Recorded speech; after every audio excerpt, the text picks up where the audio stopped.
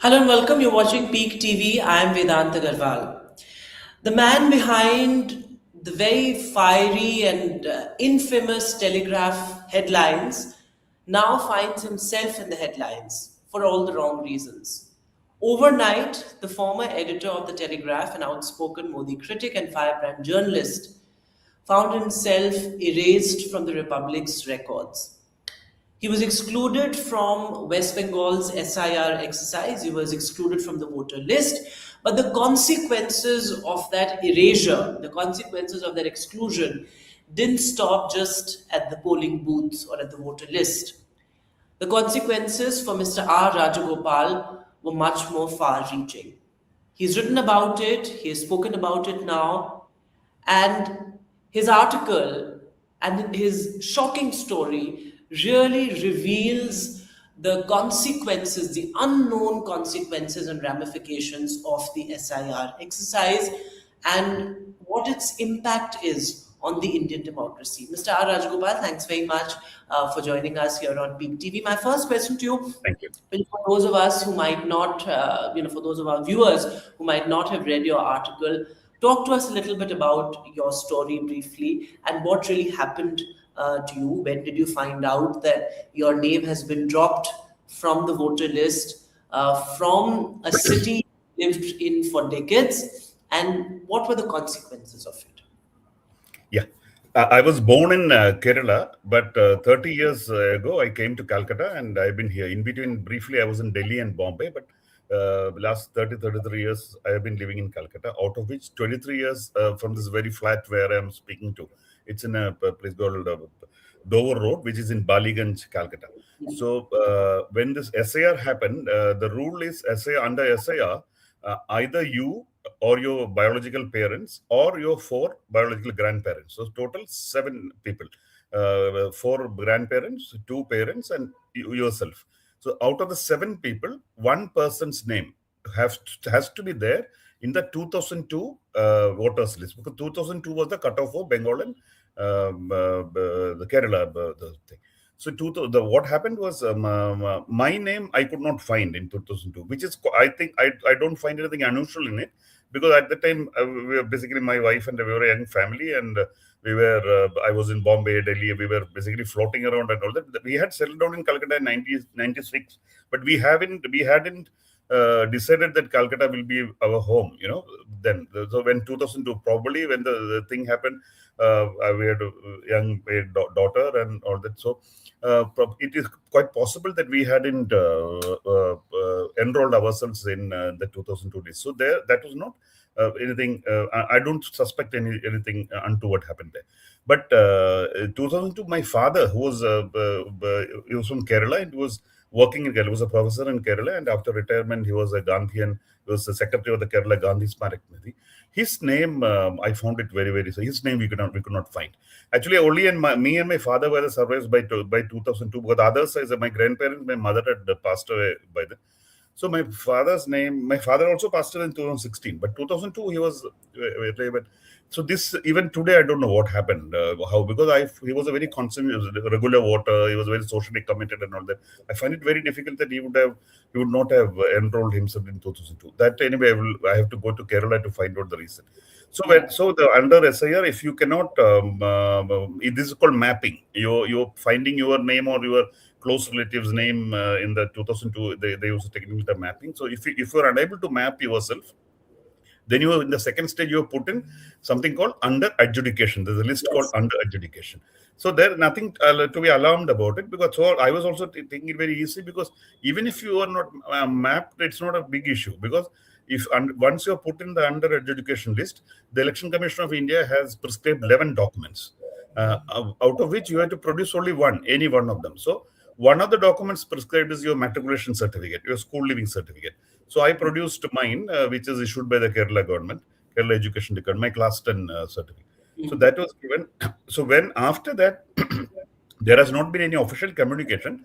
I suspect that there is something called logical discrepancies. It's a yardstick that was applied here, which means the spelling. So you submitted your matriculation certificate after you were put in the under adjudication category. You submitted your matriculation certificate, which is one of the 11 documents accepted in the SIR process. Yeah, it is on, except in the SIR. But when the Yes. final list came out, my name was not there. It is written excluded. Yeah. No reason has been conveyed to me, but I suspect this logical discrepancy yardstick was applied, which means whether there's any spelling mismatch. And I also think there must have been some spelling mismatch. I deliberately use the word mismatch because you can call it a mistake. Because in India there are no standardized English spellings. We belong to India and we have Indian language. Our names are Indian language names, not Yeah. English Western names. So there cannot be standardized English name. So it's possible that my father's name, like for example, is Ramadas.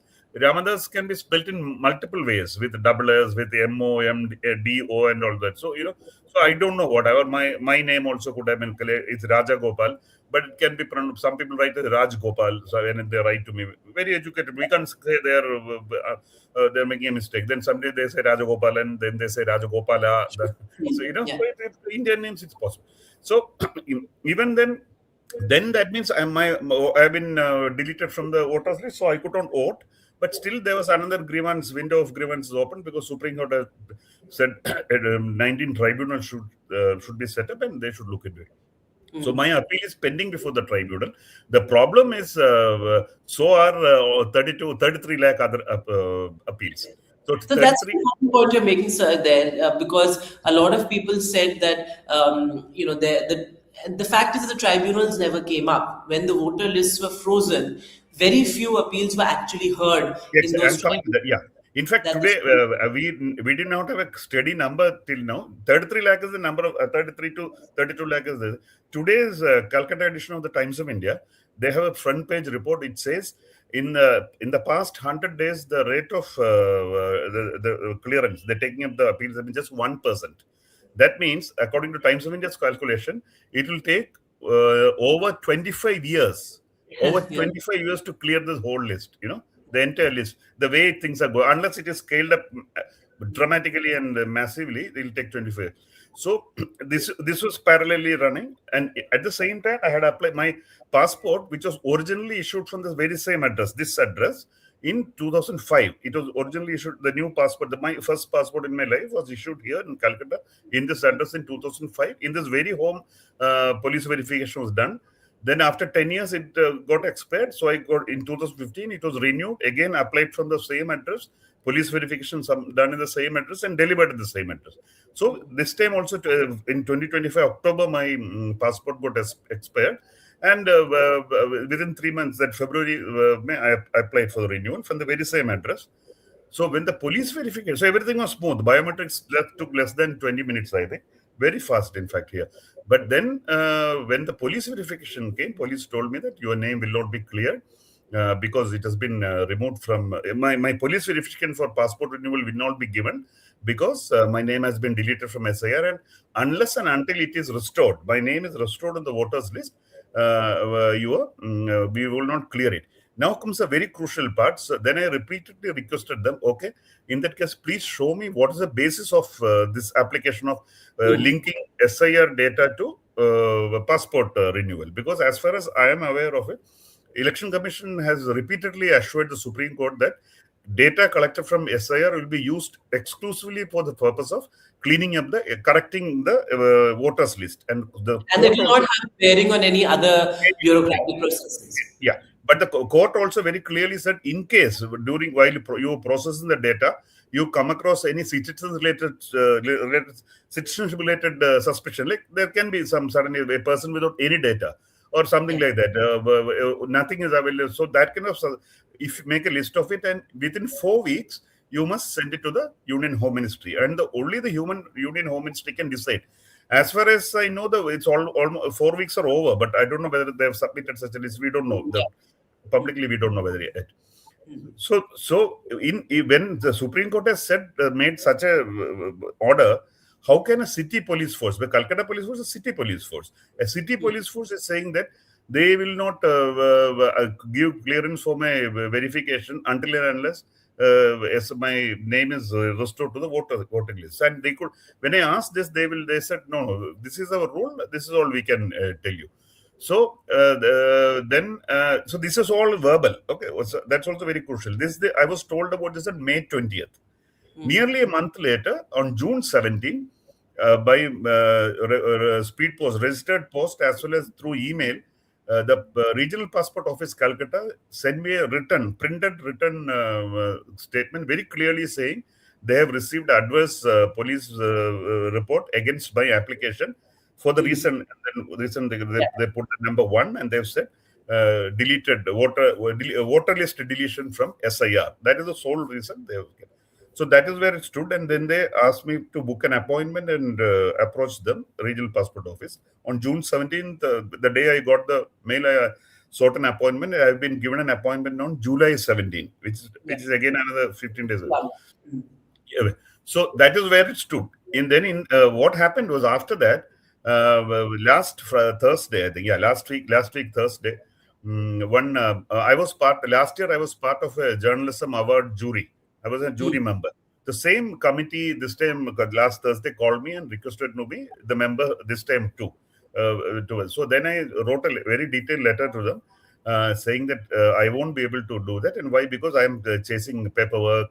I'm caught up in complete paperwork, and I'm also very disturbed about the whole thing, and I don't think I am in a state of mind to judge. Plus, I was also very disenchanted or disappointed with the way the mainstream media was covering the whole SIR report. They were, yeah, Yeah, it's just a small introduction there, and we'll come to the media coverage of the issue yeah, and how this issue was completely kind of ignored in the media and the coverage of the SIR as well.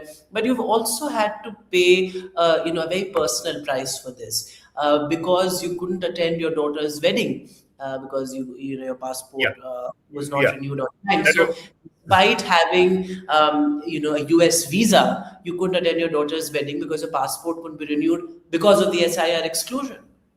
Yeah, I had taken a US visa in 2024. Then they granted me a 10-year visa, both my wife and I. Here, what had happened was, on April 17th was my daughter's wedding. But I should not blow it out of proportion. I must also say that I had not taken my ticket or anything to go to America, and I had not finalized my travel plan. Whereas my wife's travel plan was finalized, and because she already had she has taken the ticket, and she could go and she could attend also.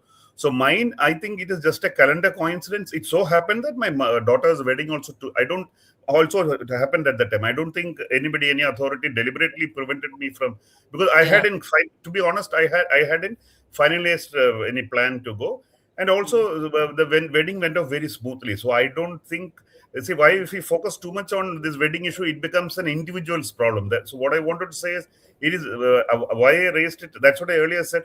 I did not make it public, and it came. I wrote a letter, and from the letter, the recipients only asked me permission to share the relevant details, and it was they shared with my But the permission. fact, Mr. Rajagopal, that the choice, you've written in your article as well that you might not have finalized your plan vis-a-vis traveling to San Francisco and attending your daughter's wedding, but the choice was taken away from you because of Exactly. this bureaucratic limbo. Correct. Be that as it may, like you said, you don't want to make it an individual story because you end your article as well with a very powerful line that in the season of soccer, your story represents how a common man has sort of become like a football who is Yeah. kicked from one office to another, whether it is the entire SIR process, then the tribunal hearings never happening that because the tribunals never came up before polling even began, and then the entire passport fiasco. So, do you think that we're increasingly becoming a republic of paperworks? Because here you have a citizen who has been a journalist, who has been in public service in that sense, who has had a father who has been the former secretary of the Gandhi Smarak, who's been very much part of the public space, the social consciousness. So, in that sense, do you think we are becoming a republic of paperworks where kagas determine your Indianness, in a sense? Exactly. That is the most worrying part. We are becoming a country of documentation has become the most important. We are being chained to documentation, so to speak. Because if we don't have a document, I don't have any identity. I don't have any existence. For example, I will tell you how ridiculous it has become. Because of all this, you will not believe me. I'm sitting here in when my mornings begin. I check what happened to my status of the appellate tribunal, my appeal. So it will show pending. Then I'll check what is my passport status. It's saying pending. Then what do? My mother, I found my my mother passed away when I was 10, in 1978. So obviously, Hmm. I don't even know her date of birth, because a 10-year-old child Yeah. cannot be expected to remember all this. Then my father also passed away. I could not. So what happens? I now I am busy tracking my mother's classmates, which is also slightly because she would have been 83 had she been alive, and there are not too many people, and it's difficult to track them down over phone sitting here. But still, I managed to find a classmate of hers. And then, because I wanted to find out which year she passed out of school, then I wrote to that school asking whether they can check. Then I realized it was 1959. Whether check the register of 1959, whether it's there, whether my name is there. The school was so good that all officials need not be so cooperative, but they were very cooperative. They found the register. Then the headmistress gave me a written certificate also saying that she did study there. Now I have submitted it to the state examination center, because why I am doing all these things. I need some proof that my mother lived.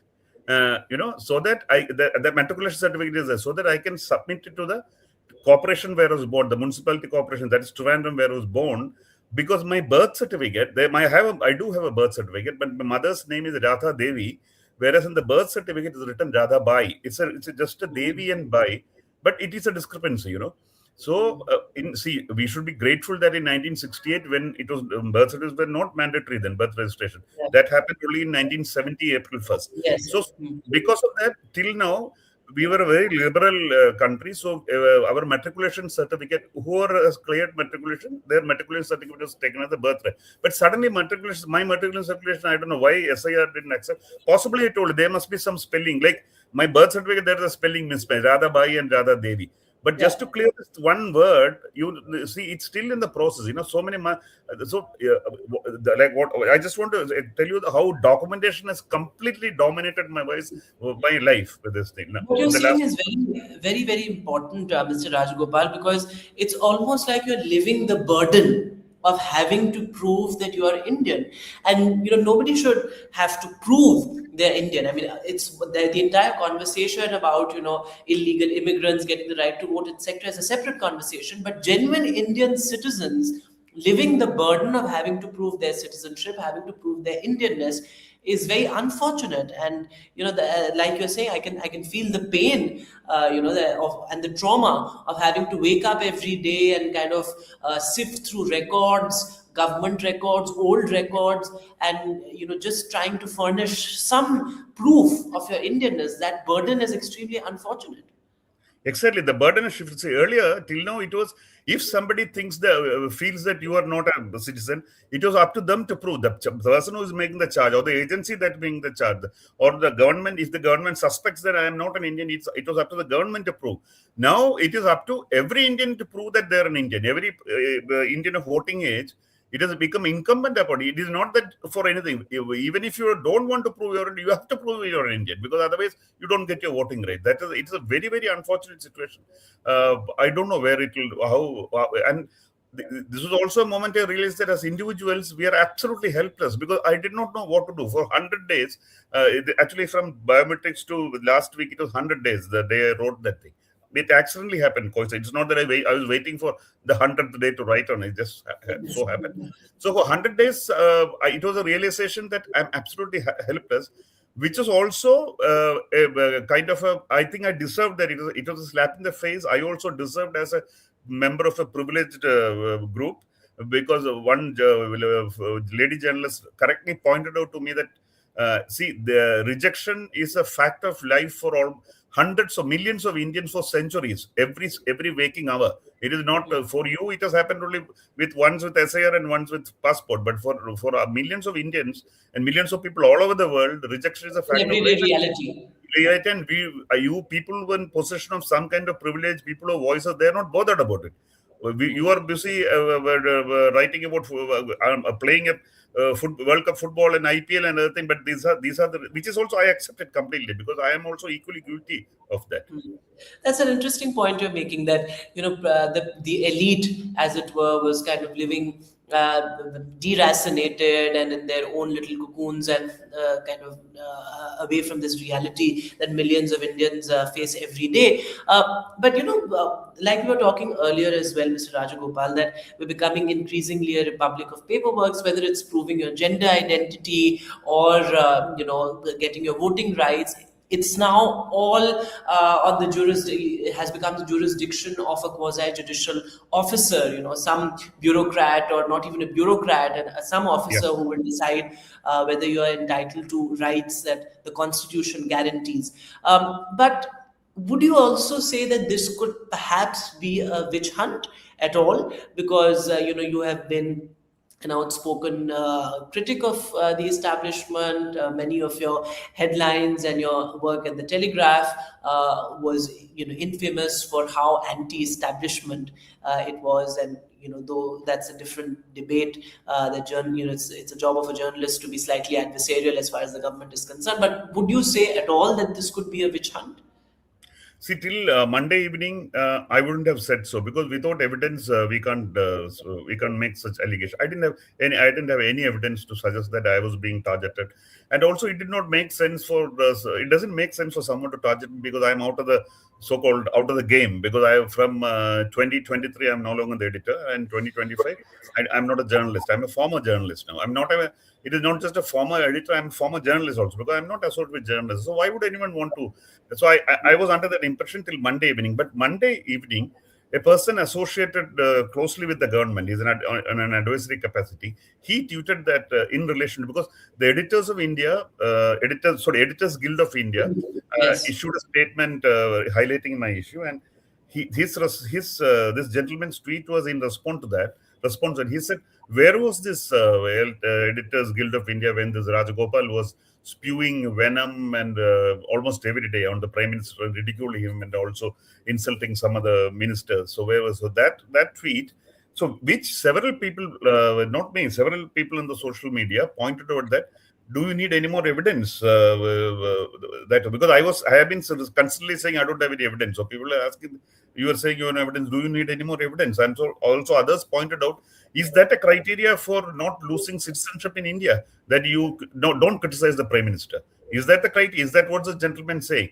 So the only evidence evidence for my suspicion, even this is not established, this person's tweet. Otherwise, I don't have any evidence that I have been targeted because it doesn't make sense. You see, if I'm in spite of this, I am being targeted. It talks of somebody who was a sociopath because you don't gain anything. But when I was in the profession, I know you get you to get him out of the thing, you can do this. But even after that, if somebody is still bent on targeting that, it doesn't speak of a healthy mind.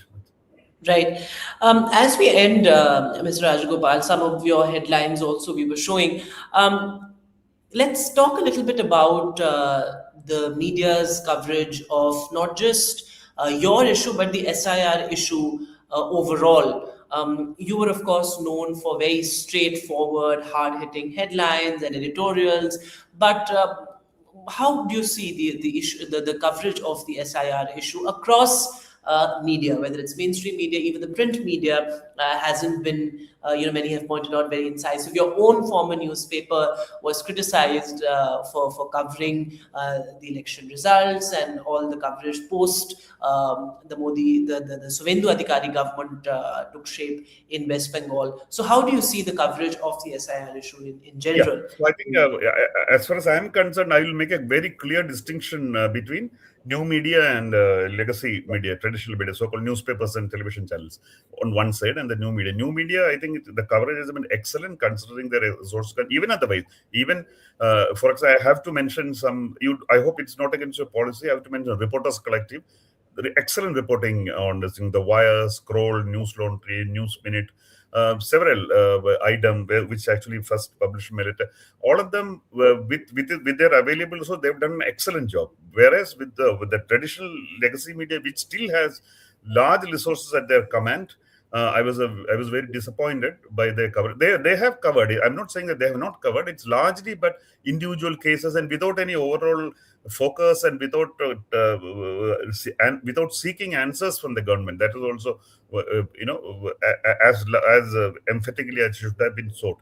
And the main problem, I think, with this is when SIR began in Bihar and it entered Bengal, my conversation with several working journalists gave me the impression that they all treat it as a poor Indian's problem, or a marginal Indian's problem, or a minority Indian's problem, not a middle class issue. And Right. as we know, the most of the legacy media, traditional, especially the English media, they cater only to the upper middle class, or that section. So for them, they were. I got the impression that they were treating this as, though some poor people will be affected, some minorities will be affected, some infiltrators will be affected. That is why I am saying so is I was shocked by the level of ignorance among even senior editors about SIR. They had absolutely no idea. They were not even aware of how many stages, what you're supposed to, what are the 11 documents, why it is not 12 the document. That people may, but otherwise the general and logical discrepancy, why it's unfair, all these things. Because logical discrepancy, now I hear that each state is having its own number of logical discrepancy. Bengal, it was 4. Somebody told me Karnataka. Yeah, how can this, and these are the issues where if we are saying and the union, a central agency is doing it, how can there be different yardsticks? So when I spoke to them, I was sure they were absolutely no idea about those things, because they were not interested. Why you are disinterested? Because, so that was why I particularly said I was very disappointed and disenchanted with the mainstream media. But I will not say media. In fact, the word I am saying now. That even the phrase mainstream media has to be changed. I think the new media is slowly becoming the mainstream. The other one is becoming very confined to, and it's niche media, actually niche. They cater to a particular class, but not to every Indian. They don't do that anymore. Absolutely. And before I let you go, Mr. Rajagopal, if you had to write a front page headline for your story, if you were still the editor of the Telegraph, in true Telegraph style, what would you have said? No, I'm very sorry. Somebody else. I'm very sorry about it, because see, just give me 1 minute ago. I don't have a headline. The headlines never come on its own. It's always. I keep saying, a lot of people think that we write the headline first and write the copy. It's never like that. The copy is written, and I need at least I am not a very. I need a team for me. It's actually I am taking all the credit from them. It's my team that is who. So you need the atmosphere of the newsroom. You need the back and forth in a newsroom. You are repartees. You need arguments. Most of the headlines that have caught people's attention have come from such an atmosphere. It's like a furnace. It's like a cauldron. You need that. You can't just. At least I cannot just sit there and think a headline. And so I need a newsroom atmosphere to say that. So I'm very sorry about it. I won't be able to do justice to Right. that. Mr. Rajgopal, thanks very much for speaking to us, and thanks very much for speaking out, because your story really captures what millions of Indians are going through. And like you said, 33 lakh Indians are still awaiting a tribunal hearing. Thanks very much, Mr. Rajgopal, for speaking to me. Thank you. Thank you. Thank you.